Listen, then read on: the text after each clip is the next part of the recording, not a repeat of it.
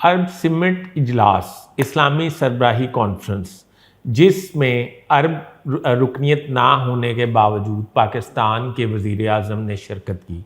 इसके पीछे, इस शिरकत के पीछे क्या स्टोरी है वो आपकी खिदमत में अर्ज़ करूँगा, और ये भी अर्ज़ करूँगा कि वज़ीर आज़म शहबाज शरीफ को अरब हुक्मरानों ने किस बात पर रिक्वेस्ट की या किस बात पर ज़ोर दिया कि वो पाकिस्तान अपना लाएअमल इस तरह का तैयार करे।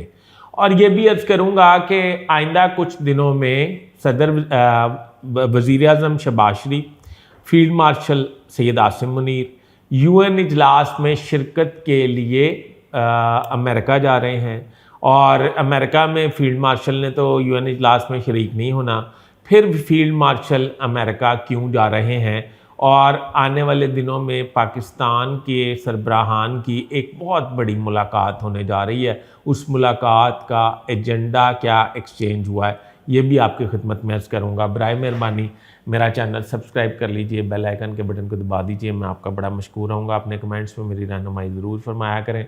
आपको पता है कि अरब सिमिट इजलास हुआ। इस इजलास को इस्लामी सरबराही कॉन्फ्रेंस भी कहते हैं।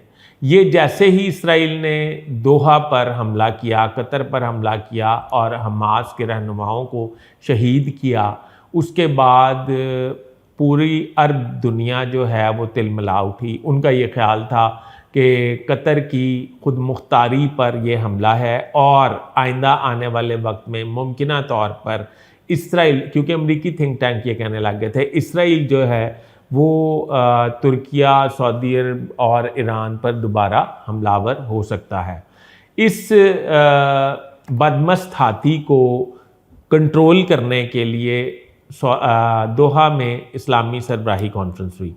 वाहिद मुल्क जो इस्लामी सरबराही कॉन्फ्रेंस में शरीक हुआ जो उसका मेंबर नहीं था और बतौर मुसलमान मुल्क शरीक हुआ, वो था पाकिस्तान। और वज़ीर आज़म पाकिस्तान मियाँ शहबाज शरीफ उस कॉन्फ्रेंस में शिरकत के लिए तशरीफ़ ले गए।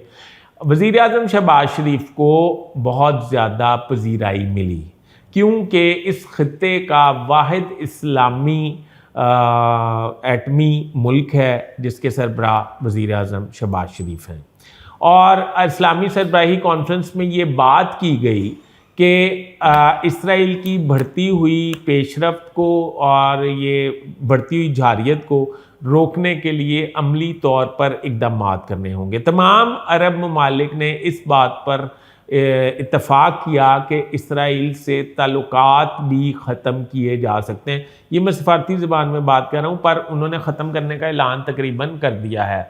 इसराइल को सफ़ारती तौर पर ख़त्म कर दिया जाएगा। अक़वाम मुत्तहिदा में तमाम ममालिक जो हैं वो जाकर इसराइल की जारियत के ख़िलाफ़ एक करारदाद पेश करेंगे, जिससे उसकी रुकनीत को मुअत्तल करवाए जाने का इम्कान है।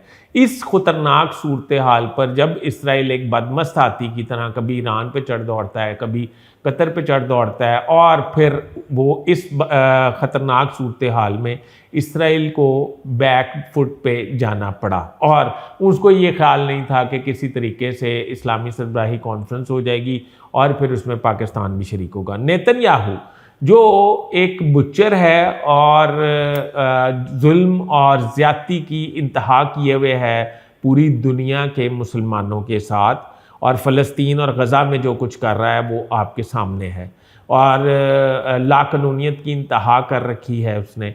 नेतन्याहू ने जलती पे तेल का काम किया और ये भी बयान दाग दिया कि पाकिस्तान की खुद मुख्तारी को मैं खुद मुख्तारी नहीं समझता। मतलब उनका था कि जिस मुल्क में दहशतगर्द हूँ मैं उसे खुद मुख्तार नहीं समझता। अफ़गानिस्तान और पाकिस्तान की खुद मुख्तारी को मैं खुद मुख्तारी नहीं समझता, ये नेतन्याहू कह रहे हैं।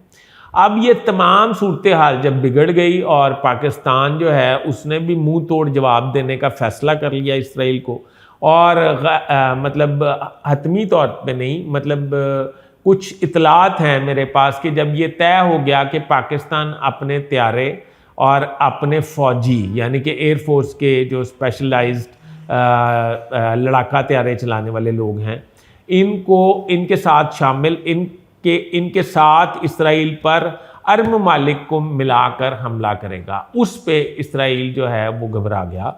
उसने अब यूएन का इजलास है, ज़ाहरी तौर पे 22 सितंबर को वज़ीर आज़म शहबाज शरीफ ने उसमें शरीक होना है।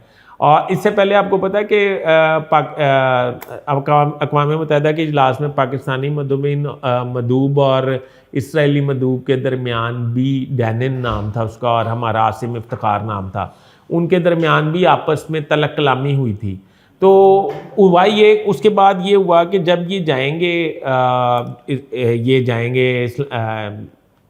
अक़वाम मुत्तहिदा के इजलास में, उसके फ़ौरन बाद ऑफ द रिकॉर्ड है, पर ये बात की जा रही है कि सदर ट्रंप जो हैं वज़ीर आज़म शहबाज शरीफ और फील्ड मार्शल आसिम मुनीर से मुलाकात करेंगे और इसराइल के ख़िलाफ़ एक बड़े इत्तेहाद को रोकने की कोशिश करेंगे और पाकिस्तान से मुज़ाकरात के ज़रिए ये कोशिश करेंगे कि किसी तरीके से पाकिस्तान सफारती तौर पर अरब ममालिक और इसराइल के दरमियान अमन मुआहदा करवा दे। और इस पे मेरी इत्तलात ये हैं कि पाकिस्तान ने ये फैसला किया कि अगर डोनाल्ड ट्रंप इस पे इक़दामात करेंगे या इस पे सोचेंगे या इस पे बात करेंगे तो पाकिस्तान का मौक़िफ़ बहुत ही खरा होगा। उनका ये ख्याल होगा कि इसराइल को अपने जो हमला किया गया है उस पे कतर से माफ़ी मांगना होगी और आइंदा किसी खुद मुख्तार मुल्क या किसी भी मुल्क की खुद मुख्तारी को